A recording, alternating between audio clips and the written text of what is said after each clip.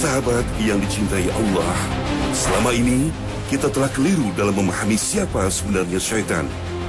Syaitan bukanlah makhluk tak kasat mata yang seringkali menggoda manusia, tapi justru merupakan sifat dari makhluk Allah Ta'ala yang jahat, tidak taat, suka maksiat, dan suka melawan aturan. A'udzubillahi minasyaitonirrajim. Ini berlaku bukan hanya ketika syaitan itu hadir, tidak, tapi ketika kita merasa ada gangguan syaitan. Apapun bentuknya, mungkin karena takut, mungkin karena was-was, maka kembalilah kepada Allah Subhanahu wa Ta'ala. Dan inilah Poros Surga.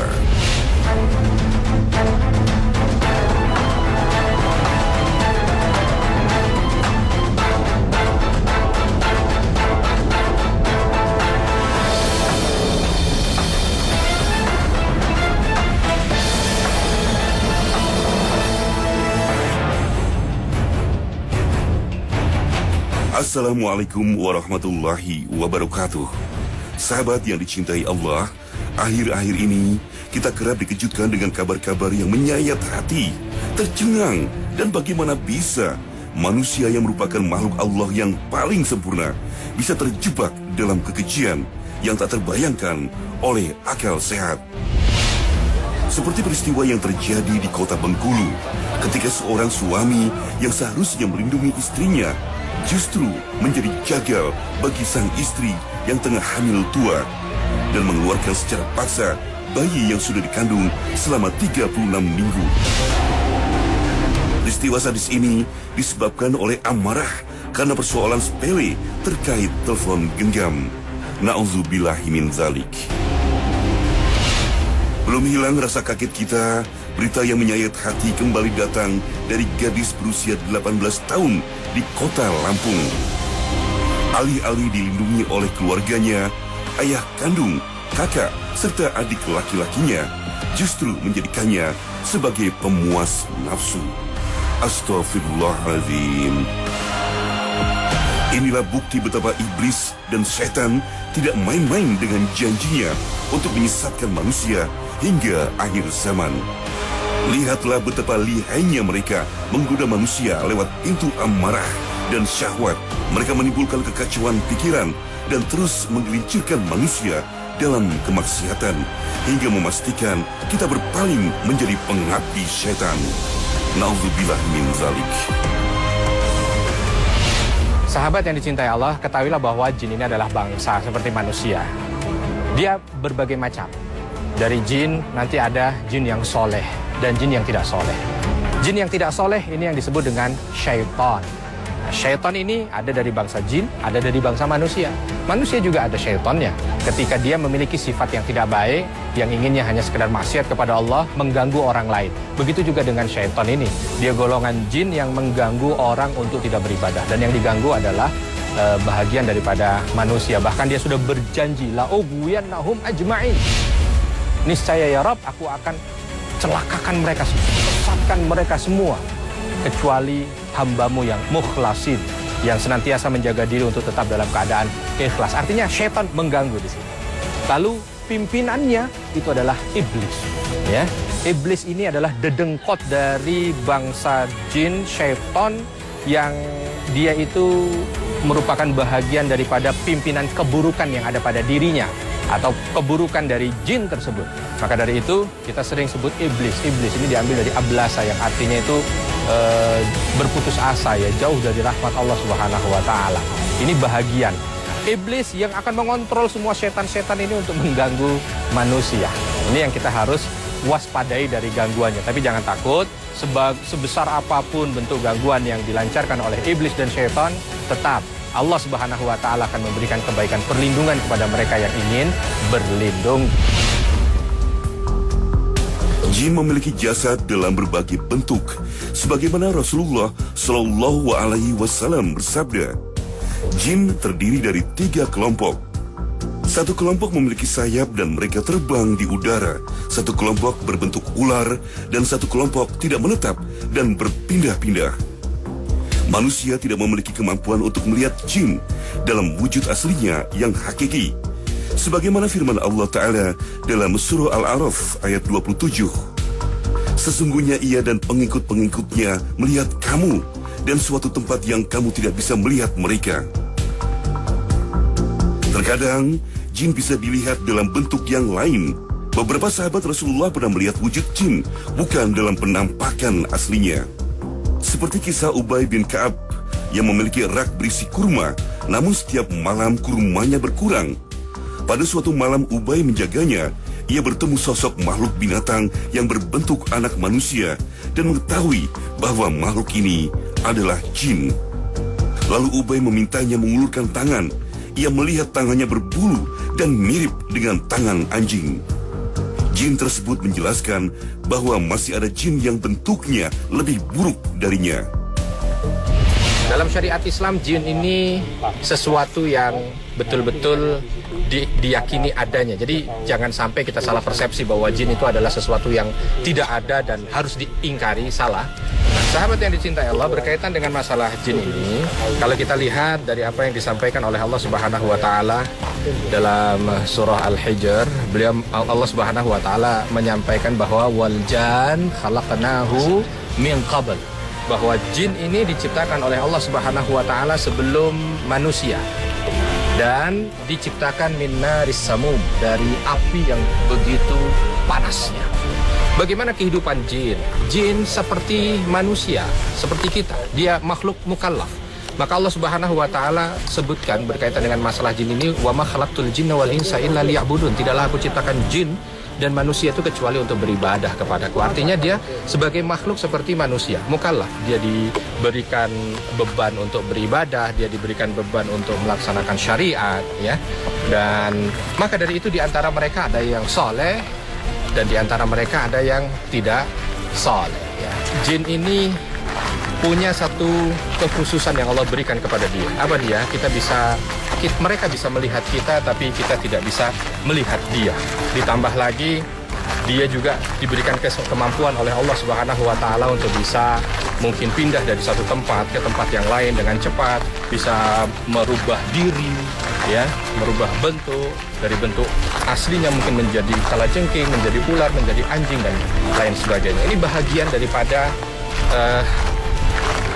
sifat yang Allah berikan kepada makhluk yang bernama jin. Dan sahabat yang dicintai Allah, permusuhan iblis dengan manusia berawal ketika Allah SWT menciptakan Nabi Adam yang kemudian diperintahkannya semua malaikat dan iblis untuk bersujud kepada Adam sebagaimana yang diperintahkan oleh Allah SWT. Namun iblis ingkar, tidak mau bersujud karena merasa dirinya lebih mulia daripada Adam. Allah SWT murka dan menghukum iblis sebagai makhluk terkutuk dan harus keluar dari surga.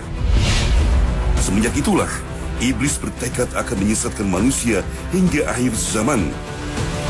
Firman Allah dalam surah Al-A'raf ayat 16 dan 17 menyebutkan, iblis menjawab, "Karena engkau telah menghukum saya tersesat, saya benar-benar akan menghalang-halangi mereka dari jalan engkau yang lurus. Kemudian saya akan mendatangi mereka dari muka dan dari belakang mereka, dan dari kanan dan dari kiri mereka. Dan engkau tidak akan mendapati kebanyakan mereka bersyukur atau taat." Ya, tak hanya lewat satu pintu, syaitan di bawah pimpinan iblis akan melakukan bermacam cara untuk menjadikan manusia sebagai pengikut mereka hingga akhir zaman. Kemampuan jin untuk mengubah wujudnya memberikan ia kekuatan untuk mengganggu manusia. Terhitung ada 5 tempat yang bisa menjadi masuknya jin atau setan dalam tubuh kita, seperti yang disabdakan Rasulullah. Pertama, melalui aliran darah. Sesungguhnya setan itu berjalan dalam tubuh anak Adam melalui peredaran darah dalam tubuhnya. Hadis riwayat Muslim. Jin juga mampu masuk ke dalam tubuh manusia melalui lubang mulut ketika kita menguap tanpa menutupnya, juga melalui kuku tangan dan kuku kaki yang panjang. Potonglah kuku-kukumu, sesungguhnya setan mengikat melalui kuku yang panjang. Hadis riwayat Ahmad. Selain itu, setan juga suka menginap di lubang hidung manusia. Apabila salah seorang di antara engkau bangun tidur, hendaklah mengeluarkan air dari hidungnya 3 kali, karena syaitan itu menginap di batang hidungnya. Hadis riwayat Muslim. Dan yang terakhir adalah lubang telinga manusia. Sebagaimana diceritakan dalam hadis riwayat Muslim, bahwa ada seorang laki-laki yang selalu tidur sampai pagi tanpa mengerjakan sholat malam. Lalu beliau bersabda, setan telah kencing di telinganya. Oleh karena itu, berbagai tindakan penjagaan wajib seorang muslim lakukan agar terhindar dari gangguan jin. Karena gangguan ini tidak hanya merusak fisik manusia, tetapi juga mengganggu secara psikis atau kejiwaan, seperti kepribadian ganda, rasa was-was, hancurnya rumah tangga, gila, bahkan kematian. Manusia yang mengalami gangguan jin lambat laun akan binasa karena energi dan semangat hidupnya telah dikuasai oleh bangsa jin. Awalnya hanya berupa bisikan, lambat laun berubah menjadi tindakan yang mendatangkan azab dari Allah Subhanahu wa Ta'ala.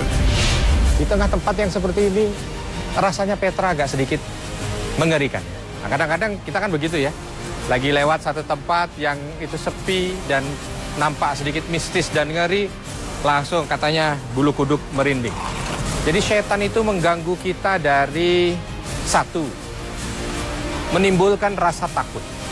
Ya, orang dibuat takut, yang seharusnya tidak perlu takut, tapi dia takut.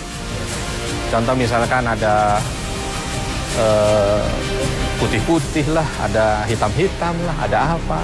Lalu yang kedua, membuat orang menjadi was-was. Makanya kalimatnya yuwaswisu fi sudurin. Dia dibikin atau dibisikkan rasa was-was di dalam hatinya, ya. Nah, rasa was-was ini yang juga akan membuat orang itu menjadi sedikit khawatir, berpikir, ya. Nah, ini dia rasa yang ingin diciptakan oleh setan. Kenapa? Kalau dia sudah takut, dia sudah was-was, maka dia akan berpikir bagaimana dia mencari perlindungan. Masuk berikutnya, setan akan menggoda dengan seolah dia menjanjikan perlindungan. Sehingga akhirnya apa? Orang-orang mencari perlindungan selain kepada Allah Subhanahu wa Ta'ala. Ya, padahal kita sama-sama tahu al-wali huwallah, yang memberikan perwalian, perlindungan itu adalah Allah. La haula wala quwata illa billah, dan tidak ada daya dan upaya serta kekuatan kecuali hanya dari Allah Subhanahu wa Ta'ala. Ini yang harusnya ada, tapi setan menginginkan agar kita tidak seperti itu. Ya, akhirnya orang terjebak. Datanglah ke dukun, mengikutilah aturan apa yang diberikan oleh syaitan, dan lain sebagainya. Sahabat yang dicintai Allah, meyakini kehadiran makhluk gaib ciptaan Allah Subhanahu wa Ta'ala seperti jin dan iblis hendaknya menjadi sarana manusia untuk meningkatkan keimanan dan wujud ketakwaan. Karena iman adalah segalanya. Imanlah yang akan menjadi benteng dari segala bentuk perangkap setan. Namun, apabila kita mengingkarinya, setan akan menyeret kita ke neraka. Ya, iblis dan para pengikutnya akan terbakar di neraka Lazza. Neraka yang dipenuhi dengan api yang bergejolak, yang panasnya dapat mengelupaskan kulit kepala manusia. Sebagaimana firman Allah dalam surah Al-Lail ayat 14-16. Maka kami memperingatkan kamu dengan neraka yang menyala-nyala. Tidak ada yang masuk ke dalamnya kecuali orang yang paling celaka, yang mendustakan kebenaran dan berpaling dari iman. Ada juga gangguan-gangguan yang dia berikan dengan apa? Gangguan dengan gangguan-gangguan. Contoh misalkan seperti bahasa kita kerasukan, ya. Kerasukan. Jadi ada orang yang tiba-tiba menjerit, ya, ada orang yang tiba-tiba menangis, ada orang yang tiba-tiba tertawa dan lain sebagainya yang di luar kendali dia. Ini merupakan bahagian daripada gangguan, sehingga orang yang diganggu itu merasa tidak nyaman, orang yang diganggu itu merasa seolah ada sesuatu beban yang harus dia keluarkan dalam hidupnya, yang akhirnya kembali muaranya diharapkan dari setan itu larinya kepada hal-hal yang menafikan ketauhidan. Nah, ini yang perlu diwaspadai oleh kita bersama.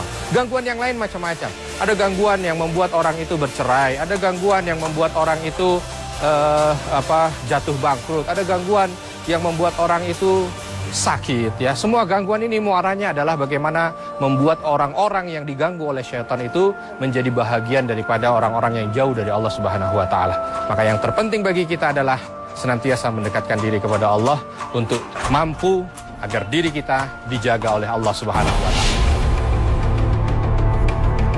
Sahabat yang dicintai Allah, bagi yang gagal keluar sebagai pemenang melawan godaan setan di hari akhir, tak hanya neraka lazza, masih ada 6 pintu neraka lagi yang siap menampung kita. Ya, hukuman yang diterima penghuni neraka akan bertingkat-tingkat. Satu tingkat hukumannya lebih pedih dari tingkat yang lainnya. Pertama adalah neraka Hawiyah. Neraka ini diperuntukkan bagi orang-orang yang ringan timbangan amal perbuatannya.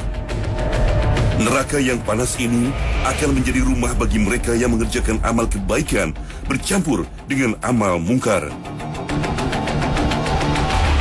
Kedua adalah neraka Jahim, kediaman bagi orang-orang musyrik, orang-orang sesat, dan orang-orang zalim yang menyekutukan Allah.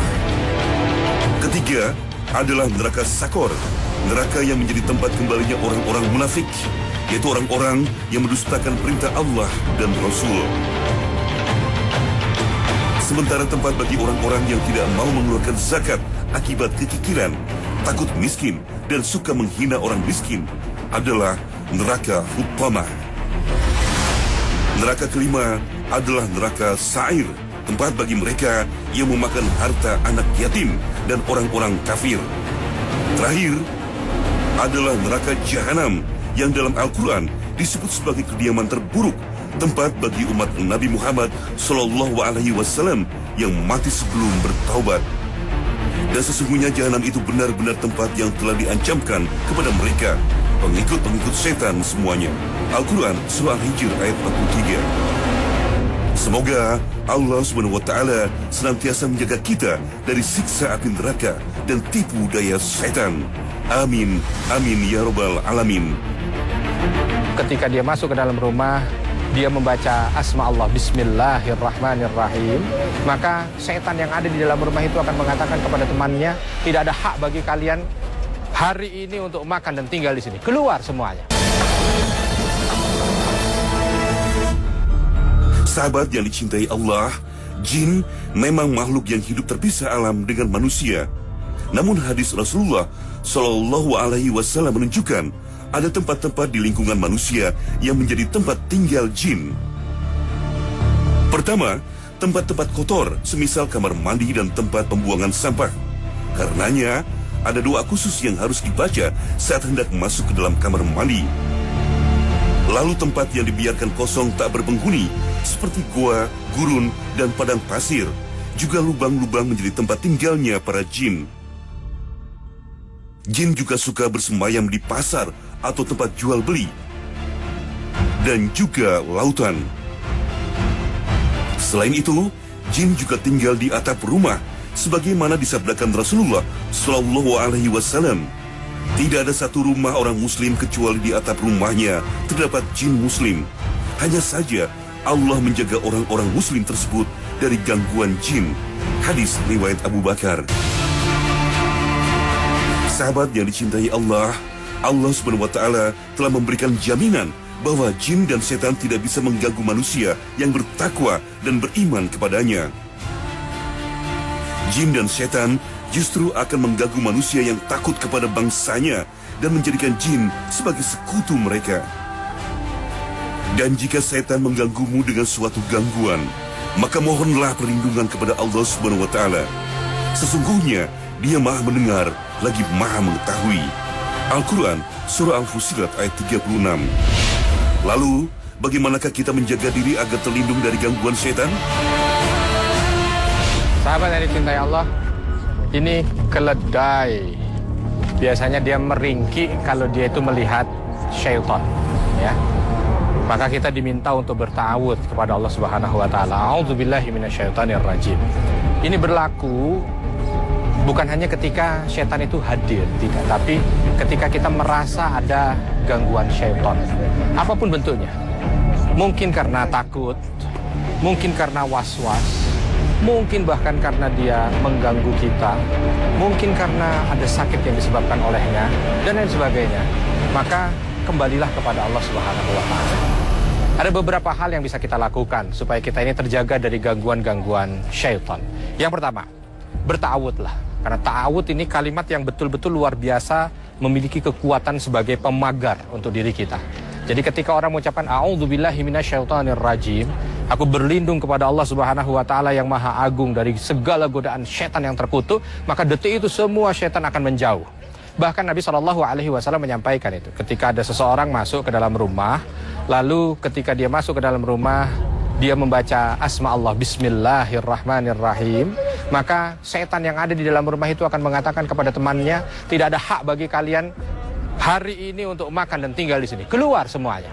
Nah, dari sini kita bisa mengambil kesimpulan, kalau seorang hamba masuk ke rumah, dia ucapkan Bismillah, hilang godaan, hilang gangguan, hilang segala keburukan yang disebabkan dari syaitan. Nah, ini bisa diimplementasikan untuk semuanya, bukan hanya sekedar masuk ke dalam rumah saja, tidak, tapi apapun bentuknya, ya. Mungkin kita rasa ada hal-hal yang tidak baik, entah kita merasa was-was, takut, atau bahkan mungkin ada gangguan yang datang kepada kita, ucapkan kalimat ini. Godaan setan tidak hanya datang dari golongan jin, namun juga datang dari golongan manusia. Inilah perangkap setan yang lebih sulit ditangkal. Tidak dapat diusir dengan hanya membaca ta'awuz, surah Al-Ikhlas, atau membaca ayat kursi. Setan dari golongan manusia hanya dapat diusir dengan cara dakwah dan jihad. Oleh karena itu, sangat penting kita mengetahui karakter setan yang telah disebut dalam Al-Quran. Di antaranya adalah menyesatkan. Setan tidak suka jika manusia menjadi hamba-hamba yang taat menyembah kepada Allah. Mereka menggoda manusia dengan berbagai upaya agar hamba-hambanya tidak lagi menyembah Allah atau menghalangi manusia supaya tidak menyembah kepada Allah Subhanahu wa Ta'ala. Firman Allah dalam surah An-Nisa ayat 117, yang mereka sembah selain Allah itu tidak lain hanyalah berhala, dan dengan menyembah berhala itu mereka tidak lain hanyalah menyembah setan yang durhaka. Karakter setan yang lainnya adalah menipu. Tak jarang berkumpul melakukan kegiatan sosial yang di dalamnya sebagai penarik perhatian masyarakat muslim. Setelah masyarakat muslim berkumpul, maka mereka akan mulai menyisipkan ajaran-ajaran sesat. Karakter lainnya adalah janji palsu. Setan datang menggoda manusia dengan janji-janji akan memberikan berbagai kesenangan dunia. Sebagaimana firman Allah dalam surah An-Nisa ayat 120, syaitan itu memberikan janji-janji kepada mereka dan membangkitkan angan-angan kosong pada mereka. Padahal syaitan itu tidak menjanjikan kepada mereka selain dari tipuan belaka. Na'udzubillahi min zalik. Semoga kita selalu dalam perlindungan Allah dan selalu menjadi hamba-hamba yang senantiasa mengamalkan perintah Allah, agar selalu terlindung dari godaan dan bisikan syaitan yang membawa ke jalan kesesatan. Wabillahi taufik wal hidayah. Wassalamualaikum warahmatullahi wabarakatuh.